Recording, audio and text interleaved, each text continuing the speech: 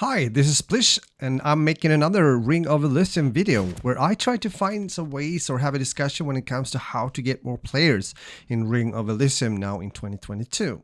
I made a video recently where I talk about how the game is doing in 2022, so if you want to check it out, feel free to do so. In that video, I find out the somewhat obvious and expected when it comes to Ring of Elysium, returning back to the game after not really been playing it for a year. Which is of course the fact that there's not so many people playing the game any longer. There's several reasons for that. Some of them have to do with choices made by the developers, and some reasons why it has to do with competition from other games, etc. But even so, would it even be possible to do certain changes in order to give Ring of Elysium a boost in 2022, and by doing so getting a boost when it comes to player count?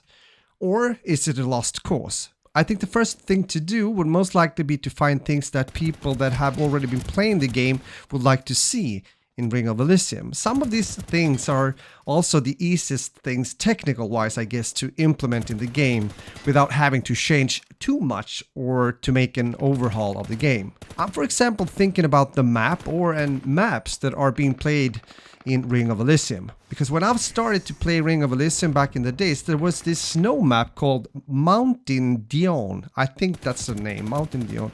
And I believe that became very popular. One guy told me that the Ring of Elysium team was forced to take away that map due to PUBG and their owners, but I haven't really digged into this, so I don't really know how that played out or if that was the case. But what I do know, since I've seen many comments from people that have been playing the game for some time, that they would like to see the return of the Mountains Dion map, which is the snow map.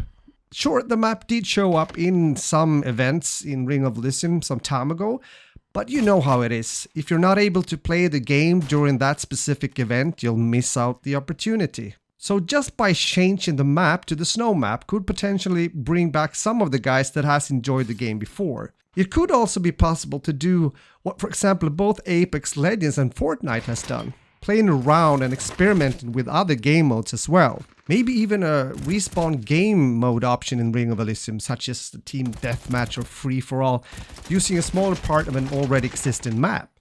You can probably think about a lot of other things in the game that you would like to see again in the game, or maybe for the first time as well. Let me know in the comments.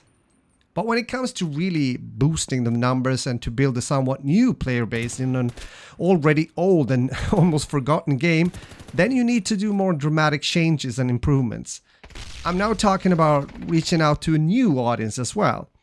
I believe that the first things that comes to mind is to make Ring of Elysium crossplay, or to be exact, to also make a console port, since it's only been available on PC so far, and then make it crossplay. A good example of that is a free-to-play shooter called Splitgate. I've talked about this before, that I played on PC when it was first released a couple of years ago.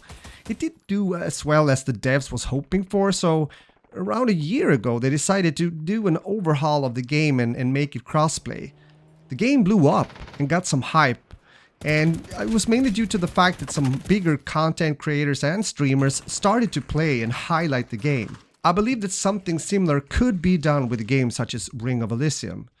Because the actual product, meaning the game itself, has a lot of fun features and plays pretty well. So the most resources after that kind of potential remake and relaunch would have to be put into marketing and also get those big names out there playing the game for exposure. But there's of course obstacles here in the way, most likely also things that I am not aware of. I'm both thinking how, let's say, interested or motivated the developers and publishers would be to even consider something like this, especially since when we're talking money, a new investment being made in an already old game.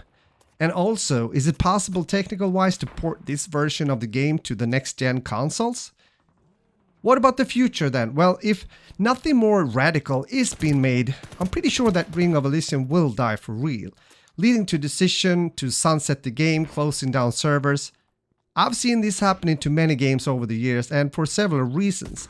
But when it comes to games such as Ring of Elysium, that in my opinion is an overall more enjoyable battle royale experience than, for example, PUBG, then I do want to believe that there's still things that can be made to save the game and even improve it in 2022. And of course that there's enough players that would be interested to get back into games such as Ring of Elysium. I guess this is the point in the video where I would like to hear from you guys watching. So would it be worth it trying to save and revive Ring of Elysium, or have you already lost hope and believe that the game deserves to fall into the shadows of oblivion?